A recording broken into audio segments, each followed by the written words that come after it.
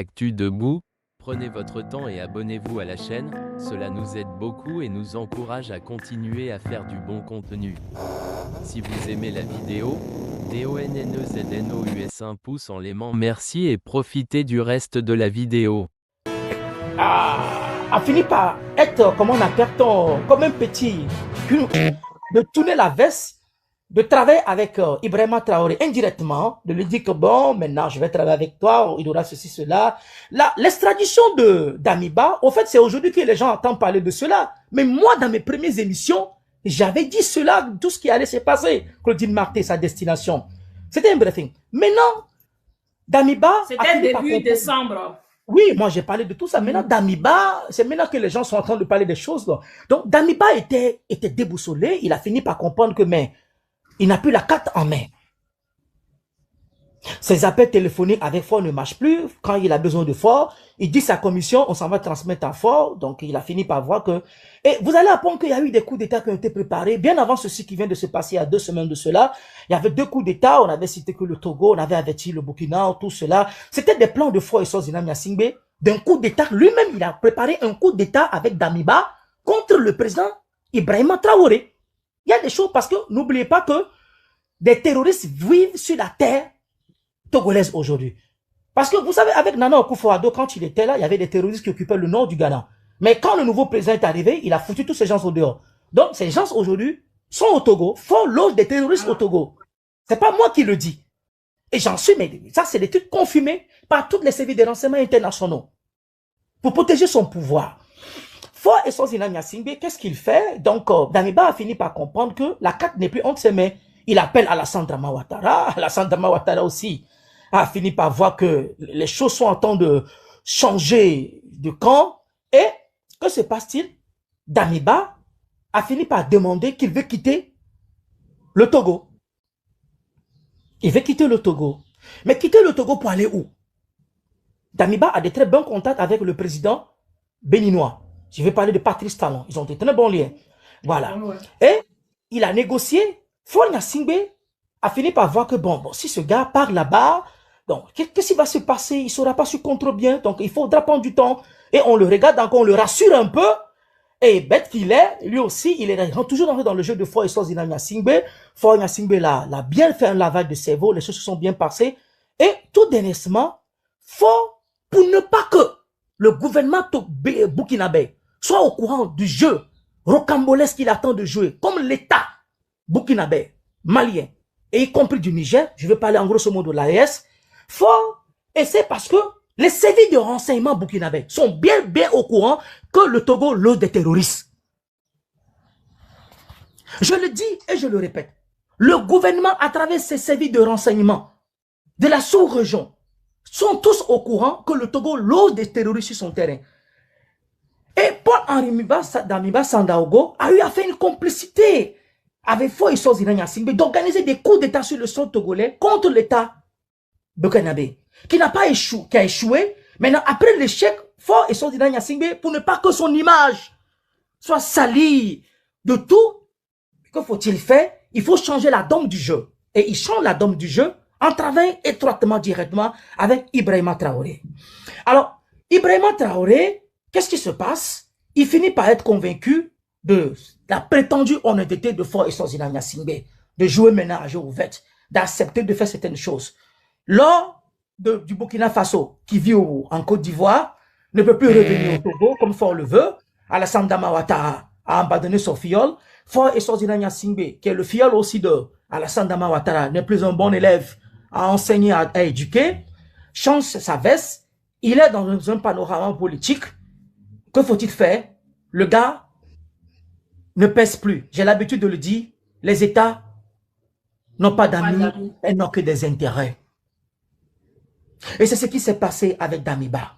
On prend Damiba, automatiquement. Mais posez-vous la question, qui est venu chercher Damiba? Je vais vous le dire avant que RFI et les France 24 avoir encore dit. Qui est venu chercher Damiba? C'est ça la question. Damiba n'a pas été, il n'est pas été, ça veut dire, c'est pas des services de renseignement ou les Interpol burkinabés qui sont venus chercher Damiba, hein. Ça, il faut être très clair. Je vais vous le dire. C'est pas des services de renseignement ou le service d'Interpol burkinabé qui est venu chercher Damiba. C'est Fort et Sozina Nyasingbe, à travers ces hommes, ces mercenaires qui ont pris le gars, parce que Damiba était à table, Damiba était à temps de manger, on est venu le prendre, sa famille, ses enfants, on l'a mis dans un cargo militaire vite possible, et on le prend, le gars ne comprend rien, on le fout, on l'a foutu au dehors, au fait. On appelle, on vous dit, bon, voici votre gars, il est entre vos mains. Voici comment la scène s'est déroulée. C'est pas que l'État burkinabé a fait venir ces hommes, où il y a eu un accord, quand on vous raconte sur la télévision par propagande, entre le ministre Robert Doucet, ce farfelu, mathématiquement, un descendant de son personnage, de sa famille, qui n'apporte rien au peuple togolais, qui est toujours dans la diffamation, je parle de Robert Doucet, qu'il y a eu des accords. Il n'y a eu aucun accord. C'est pas un accord. C'est le Togo qui a pris Fort et Sozina Nyasingbe, qui a pris le gars à Manu Militari, et il le prend, il s'en va le remettre. Prenez-le, je n'ai plus besoin. Faites ce que vous en voulez. Voilà. Mais il y a des accords. Nous sommes devant une juriste. Quand quelqu'un est impliqué, un chef d'État est impliqué dans un crime comme l'humanité, détournement, patati patata, et il y a beaucoup de choses que les gens ne comprennent pas. Et vous comprenez? Donc, Fort s'en va le remettre. Et qu'est-ce qu'il fait? Je vous l'ai remis. Tous ces biens qu'il a, Fort a gardé. Le Togo en profite. Et Fort a stocké l'or du Burkina Faso, qui se trouve comme à Perton, en Côte d'Ivoire. L'argent et ses investissements de Paul-Henri Damiba Sandaogo, qui est géré aujourd'hui par Fort et Sozina Nyasingbe. Et voici le jeu politique, parce que moi, j'ai eu à vous le dire. Je dis encore, je répète, parce qu'il est très facile de mentir, mais difficile de les soutenir. Lorsque Tigri avait fait un coup d'État aussi contre Patrice Talon, j'étais le premier qui l'a dit, mais les gens m'ont encore insulté, les gens m'ont critiqué, ce petit-là, il raconte que de n'importe quoi. Et Jeune Afrique est venu me confirmer, tel comme j'avais confirmé, j'avais dit en premier abord du cas de Damiba. Et aujourd'hui, il y a Tigri qui est aussi au Togo. Le pouvoir avait refusé, mais ils ont fini par accepter. Et tous les chaînes du monde m'ont donné raison. Tigri se trouve maintenant au Togo. Maintenant, la question en est qu'on doit tirer comme leçon. Quelle leçon Tigri doit tirer de l'extradition de Damiba au Burkina Faso? Une très bonne question. Quel enseignement? Quelle leçon? Les Africains, Tigri, quel enseignement? Maintenant, la question est, il est arrivé au Burkina. Est-ce qu'il est en prison? Est-ce qu'il est en résidence surveillée? Est-ce qu'il a rejoint sa famille? Il est dans une base de camp militaire? Bon, je ne veux pas donner pour le moment la destination. Je me réserve d'abord. Mais Tigri, aujourd'hui, Tigri, le colonel Tigri qui a fait le coup d'État contre Patrice Talon, que l'État togolais, j'avais dit, les gens m'ont critiqué. Et ce sont des grandes chaînes. Les grandes chaînes ont fini par me dire que Loum avait dit cette chose. Parce que moi, quand je parle, les gens m'insultent. Il ment, il raconte que de n'importe quoi. Claudine, est-ce qu'il est normal, ce gars-là? Et ce sont des chaînes, ce ne sont plus... On dit que tu es même, que ça ne va plus là, que... que je suis bipolaire, que je suis bipolaire. Tu es bipolaire, voilà. Tu racontes des histoires. Et c'est le bipolaire là, et c'est ceux qui m'insultent, c'est pas eux qui viennent le confirmer maintenant. Ce sont des grandes chaînes internationaux qui viennent confirmer les propos de Mohamed Lou. Des chaînes comme RFI, France Monde, TVC Monde, Africa et Jeune Afrique qui viennent me confirmer ce que je dis 2-3 jours avant tous ces jeunes internationaux. Donc c'est tellement de la rigolade que les Togolais doivent comprendre une seule chose. Que nous sommes toujours dans un parti unique des années 60. Le Togolais ne doit pas avoir une pensée géographique politique, d'être dans une posture politique de dire nous sommes au 21e siècle dans les années 2005-2025. Non, Mohamed, là je te corrige. Il y a des Togolais qui sont toujours en 1966. Il y a certains qui sont en 96. Il y a certains qui sont restés en 2006. Moi, je suis en 2026. La marraine est en 2026. Toi-même, tu es là-bas, là. Tu es en 2026. Carlos, je pense qu'il est ici, hein. Il est en 2026. Mais il y a des gens qui sont en 2026. Oui, mais tu sais que, mais au fait, sur le plan Merci. Bonsoir, Zach Manza, respectueux, membre, candidat à la députation en Allemagne, que je salue de passage, Zach Manza, un très grand monsieur, qui a eu à oser de l'électorat allemand de représenter la République togolaise en Allemagne. Mais bon, comme on dit, le destin n'est pas fini, c'est une lutte, le combat n'est pas fini. Zach Manza. Donc, ceux qui sont en 2026 là, écrivez, je suis en 2026. Mais pardon, il faut tapoter, hein, parce que le live doit aller à 100 000 là. Alors, donc voilà, aujourd'hui, Tigri, maintenant la question en est, moi je veux pas dire ce que je vois, parce que je veux pas dire ce qui se passe, parce que moi je sais que Tigri aussi est dans les collimateurs. Mais Tigri va aller où? Tigri n'a qu'à s'attendre. Et qu'est-ce que Tigri a envoyé? Tigri, lui, il n'a pas eu à piller, il n'a pas pu piller, il n'a pas pillé. Et ce que les gens ne comprennent pas, que Tigri, dans le cas de Tigri, Tigri, lui, n'a pas été chef de l'État. Il a été putschiste. Il a eu un échec. Et il réside au Togo. Donc lui, il n'est pas venu au Togo avec de l'argent. Lui, c'est le Togo qui l'a financé. C'est le Togo, c'est le contraire. Damiba, lui, il avait de l'argent. Tigri, c'est un pauvre type qui a un salaire, qui vit dans l'armée. Donc, il a eu des gens qui l'ont fait voyager dans un rêve farfelu et il est rentré dedans. Et on m'a insulté, on m'a traité de n'importe quoi et pas fini. On a fini par me donner raison qu'il est au Togo. Maintenant, je me rappelle même qu'il y a des gens qui ont dit non, il y a des avions qui se sont déplacés et pour aller au Niger, Burkina. Mais ce qu'ils oublient, c'est que, sachant que Tigri serait suivi par les services secrets de différents pays pour comprendre ce qui se passait, on peut toutefois mettre son téléphone, sa puce dans cet avion pour faire croire que il est parti au Burkina et via Niger et jeter ça là-bas. Mais la personne même est au Togo, vers la caisse. Donc c'est juste pour dire que au peuple togolais de savoir qu'on est toujours dans le parti unique. Quand je dis le parti unique, ça veut dire on va à des élections, on nous vole, on nous torture, on nous emprisonne, on viole les lois. La République de justice n'existe pas au Togo. Donc le système du parti unique est toujours en jeu et c'est ce qui est en marche. Maintenant, le destin politique togolais se trouve entre la main des Togolais. Est-ce que nous allons le faire dans le béret, dans le mensonge, dans les affabulations, les insultes, les accusations? Comment nous allons le faire? Notre destin se trouve entre nos mains. Tigri, sois la bienvenue au Togo. Et à qui la tour de garde, voilà.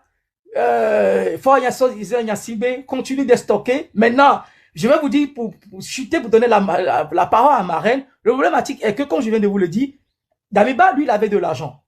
Tandis que Tigri, lui, il n'a rien. Lui, il a été, c'est-à-dire ce coup d'État, on l'a manipulé dans un coup d'État, fait parfois, ils sont comme Patrice Talon. Mais lui, il n'a pas d'argent. Il est nourri par le contribuable togolais. Il faut que les Togolais le comprennent. Que Tigri est nourri par le contribuable togolais. Parce que Fort n'a pas d'argent. Le pétrole, le gaz, le phosphate, le marbre, le calcaire, le bauxite qu'on a au Togo, c'est juste ce contribuable qu'on nourrit Tigri. Ça veut dire un assassin affabulateur qui veut faire détourner un chef d'État légalement élu dans son propre pays au sein de la CEDEAO de l'UMOA par un président dictateur prétendu élu qui organise un coup d'État contre un président élu universel par son peuple légalement, par un imposteur nommé Faure Eswazina Gnassingbé, et qu'aujourd'hui, les chefs d'État de la sous-région et le monde entier ont fini par comprendre, me donner raison à Mohamed Loum, que Tigri est au Togo et que Faure est le collimateur, l'organisateur principal de cette dérive autoritaire qui a eu lieu sur le sol béninois. Donc Tigri, sois la bienvenue au Togo dans la dynastie togolaise.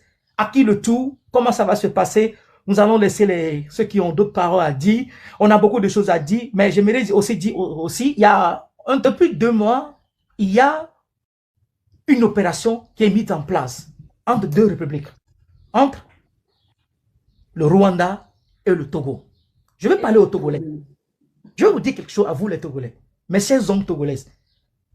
Ceux qui se prétendent qu'on vient de vous dire que si vous voulez aller en Rwanda, le Togolais n'a plus droit au visa, je tiens à vous dire, vous serez empoisonnés, assassinés.